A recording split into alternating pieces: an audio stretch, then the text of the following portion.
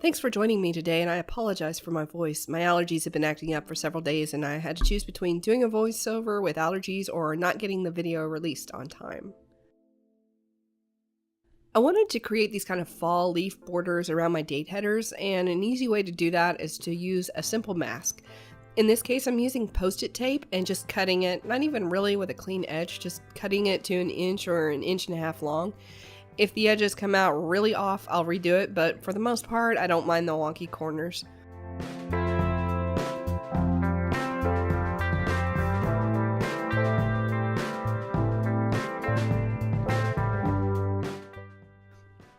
I'm using Archival inks and a couple of fall colors that also coordinate pretty well with some distress inks.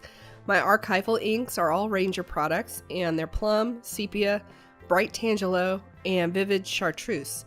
At this point, I already know that I wanted to do some watercoloring, so I needed to start with inks that won't activate with water, and that's why I chose the Archival inks. These leaf stamps are from Prima's Fall Planner stamp set from 2017. I don't know if they've released a new fall stamp set, but they discontinued the 2017 set, unfortunately.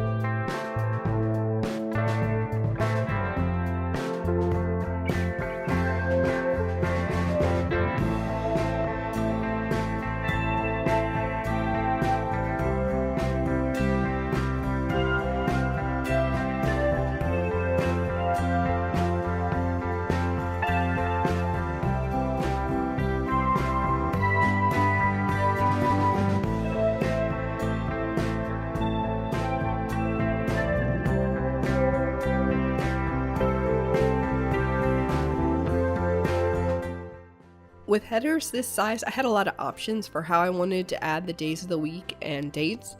I kept it simple by using this alpha outline stamp set from Studio L2E and stamping out the first letter of the day and then the date, except for the weekend, of course, where I just stamped 2 S's.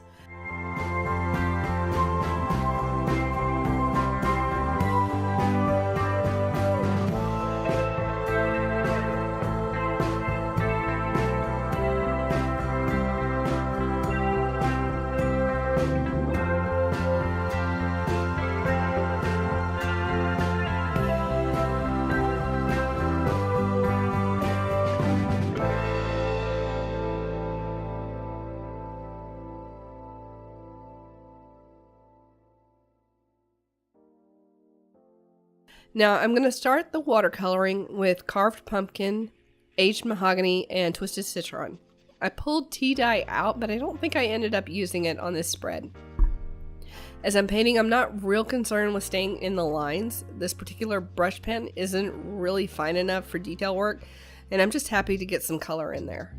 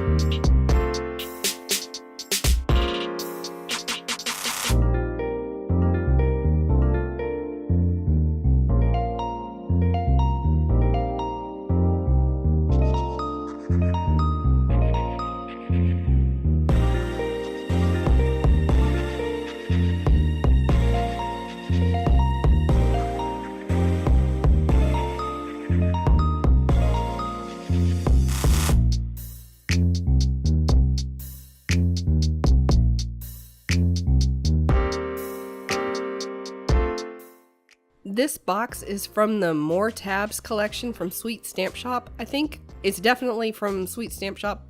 It's either More Tabs or Basic Tabs. I'm going to add it to the top for each day so that I can call out scheduled items or important items for each day. I don't have anything on my calendar for this week, which is really strange, but I'll probably end up using those boxes to identify the one most important thing that has to be done each day.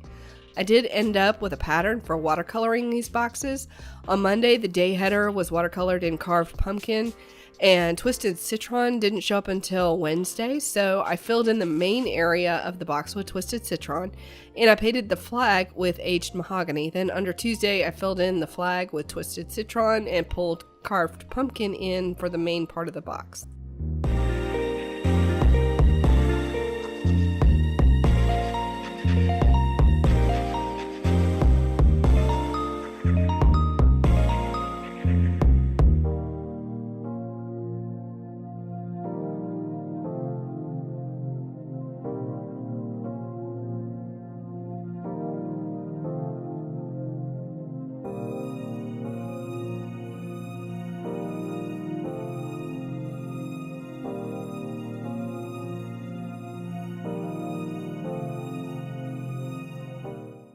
This gold stamp is from Hero Arts, and after I stamp it out in plum, I'm going to watercolor it in with aged mahogany. In this section, I'm going to note all the major objectives for the week, for work, for plan to scrap, and for my other blog.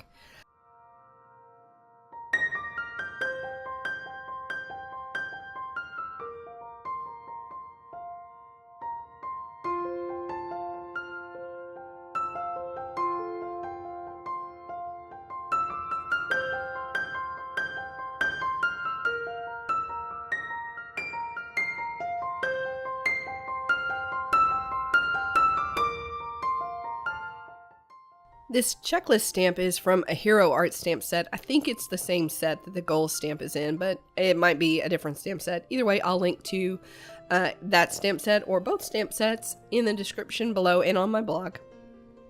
Any of these stamps and inks that are still for sale, I'm going to link in the description box and on the blog. I'm going to come back and watercolor the circles using the same color as the daily header just to keep things kind of balanced. Tuesday and Friday got a little squinch, so I'm going to use this little to-do stamp from Technique Tuesday and a star bullet point to kind of fill that in.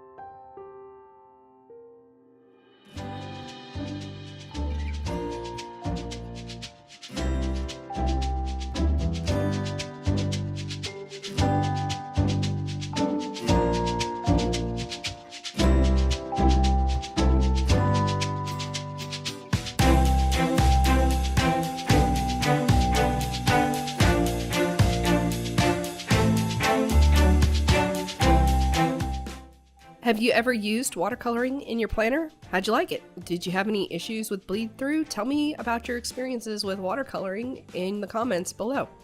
If you like this video, don't forget to give me a thumbs up. Next week, it's another plan with me, this time my November monthly planner. If you'd like to see more planner and paper art videos, don't forget to subscribe and ring the bell. Have an awesome week.